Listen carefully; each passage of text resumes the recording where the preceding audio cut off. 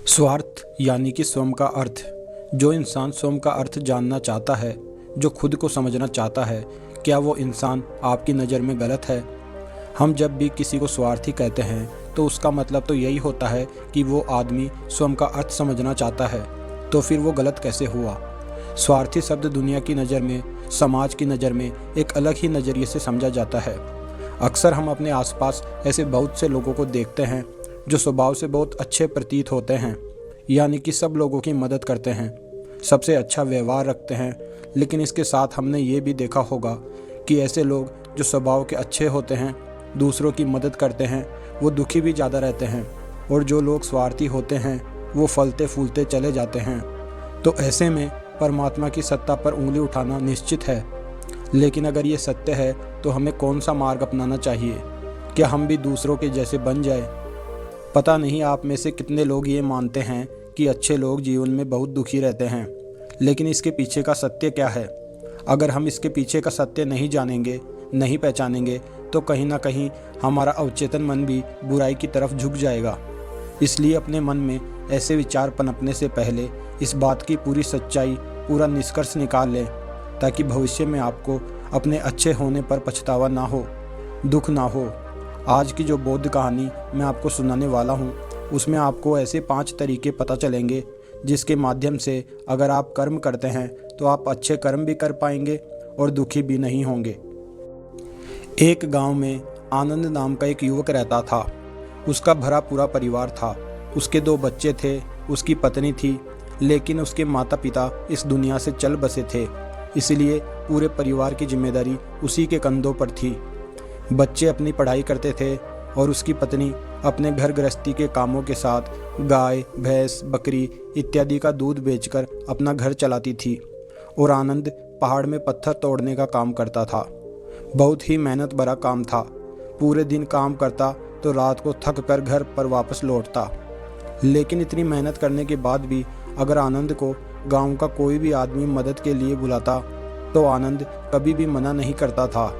उसके जीवन का एक ही सिद्धांत था कि अगर मैं दूसरों की मदद करूंगा तो परमात्मा मेरा साथ देंगे, परमात्मा मेरे साथ कुछ बुरा नहीं होने देंगे।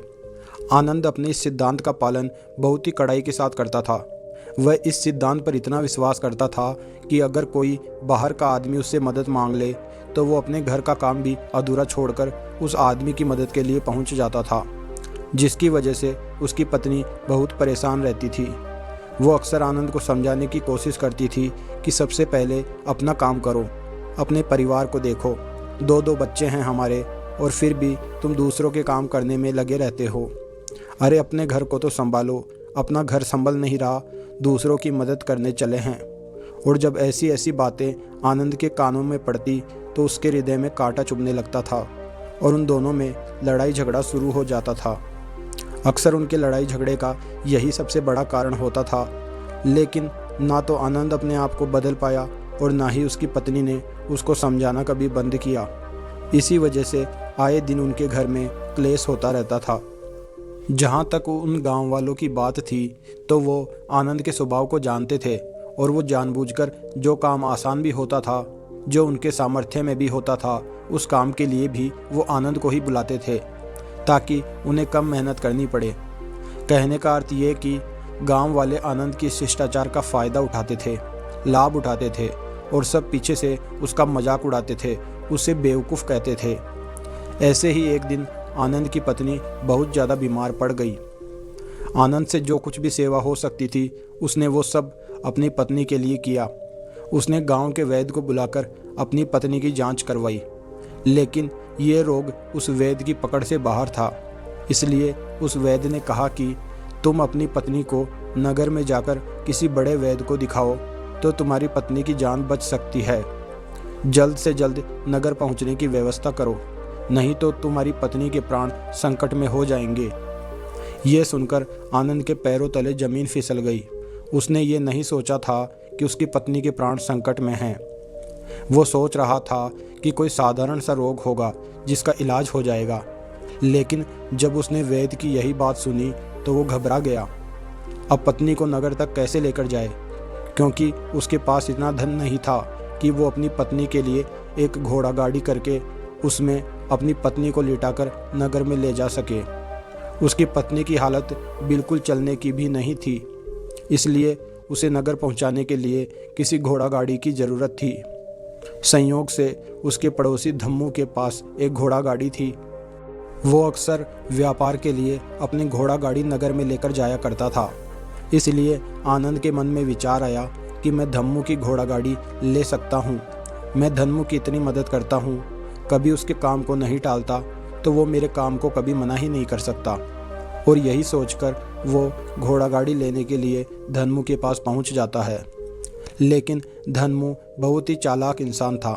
वो बिना किराए के अपनी घोड़ा गाड़ी अपने सगे संबंधियों के लिए भी नहीं देता था, तो आनंद की तो दूर की बात रही।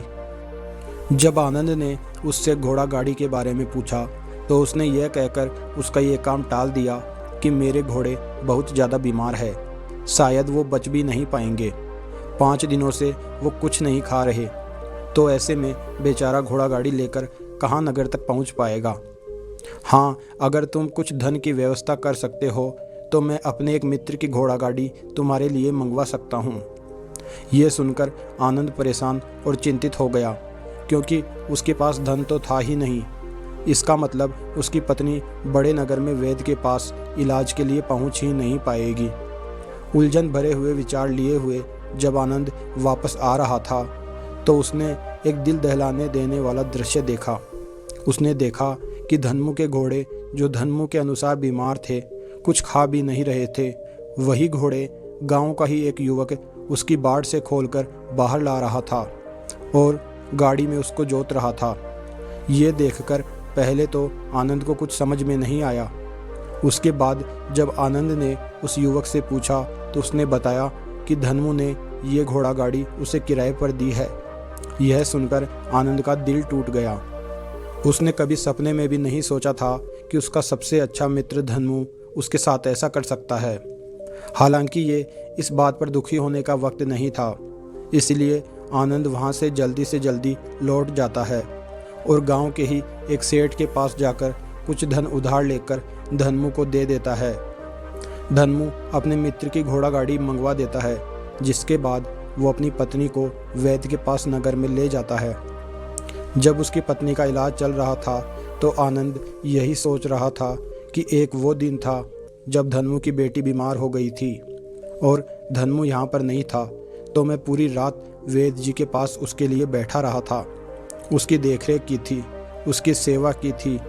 इतने दिनों तक धम्मू नहीं आया था, तब मैं ही उसके परिवार की देखरेख किया करता था। हाय, कैसा दुर्भाग्य है ये, जिसके लिए मैंने इतना कुछ किया, उसने एक घोड़ा गाड़ी देने से मुझे मना कर दिया, और वो भी तब जब मेरी पत्नी जिंदगी और मौत के साथ खेल रही थी। कुछ देर बाद वैद्य बाहर आकर आनंद को एक बहुत बुरी खबर देता है। वो आनंद को बताता है कि उसकी पत्नी को कर्क रोग हो चुका है और इसका कोई भी इलाज नहीं है। उसके पास कुछ समय ही शेष बचा है। ये सुनकर आनंद दुखी होकर वहीं ज़मीन पर बैठ गया। उसकी पूरी दुनिया उजड़ने वाली थी और उसे कोई रास्ता नज़र नहीं आ रहा था। कुछ समय बाद उसकी पत्नी चल बसी और अब दोनों बच्चों की जिम्मेदारी उसके कंधों पर आ गई थी। लेकिन यहाँ पर आनंद के सारे सिद्धांत टूट चुके थे, उसके सारे भ्रम खत्म हो चुके थे। अब उसके दिमाग में एक ही बात थी कि अच्छा कर्म करने से परमात्मा साथ नहीं देता, बल्कि बुरे लोग फलते फूलते हैं, और इस बात का मैं सबसे बड़ा गवाह हूँ। ये विचार अक्सर उसके दिमाग में चलते रहते थे और इसी वजह से उसका मन धीरे धीरे संन्यस्त हो गया, देश दुनिया से दूर हट गया। और एक दिन ऐसा भी आया जब वो अपने बच्चों को अपने रिश्तेदारों के पास छोड़कर इस देश दुनिया को त्याग कर एक सन्यासी बनने के लिए घर से निकल पड़ा। उसने गांव में किसी को कुछ नहीं बताया, किसी को नहीं पता था कि आनंद अचानक कहाँ गायब हो गया। सन्यास की दीक्षा लेने के लिए वो एक बौद्ध भिक्षु के पास पहुंचता है। बौद्ध भिक्षु उस समय ध्यान में बैठे हुए थे। ध्यान से बाहर आने के बाद वो बड़े ध्यान से आनंद के चेहरे को देखते हैं और उससे सन्यासी बनने का कारण पूछते हैं। इस पर आनंद उन्हें अपनी पूरी आपबीती सुना देता है और कहता है कि हे महात्मा, इस दुनिया से मुझे कुछ भी हासिल नहीं हुआ। मेरा मन इस दुनिया से विरक्त हो चुका है। जब अपने दोस्तों ने ही मेरा साथ नहीं दिया तो इस दुनिया में रहने का क्या मतलब, और इसी वजह से मैं सन्यासी बनना चाहता हूँ। ये सुनने के बाद बौद्ध भिक्षु ने उपदेश देना शुरू किया।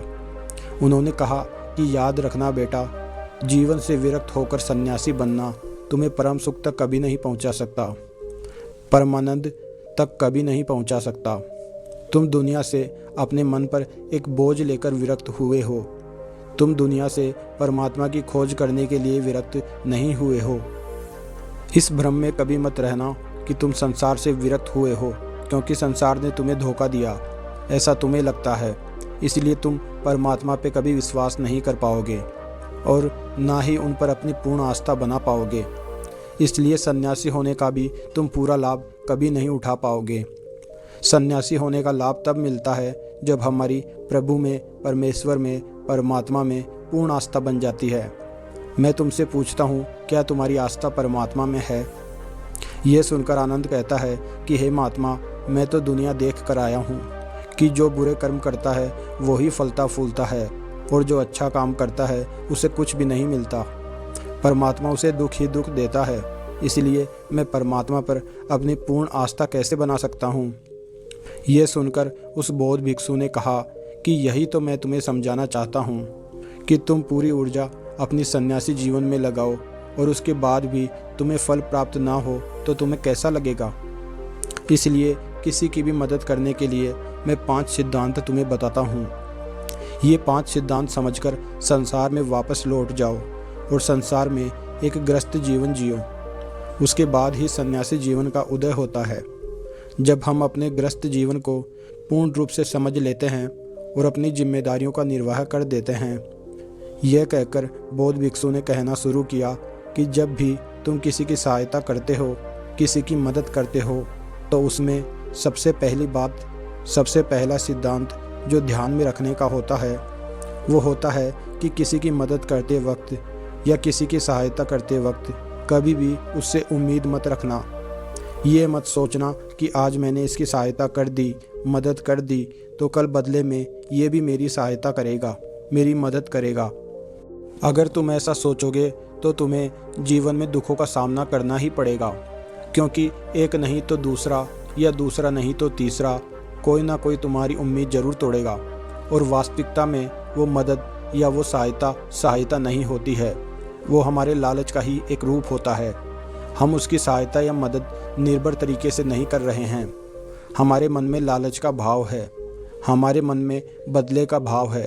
हम ये सोचकर मदद करते हैं कि मैं इसकी मदद कर देता हूँ तो कल ये भी मेरी मदद करेगा, और यही लालच हमें अक्सर उन लोगों की मदद करने पर विवश करता है जो किसी न किसी रूप में धनवान होते हैं, क्योंकि हमें लगता है कि कल ये आदमी धन के द्वारा मेरी मदद कर सकता है।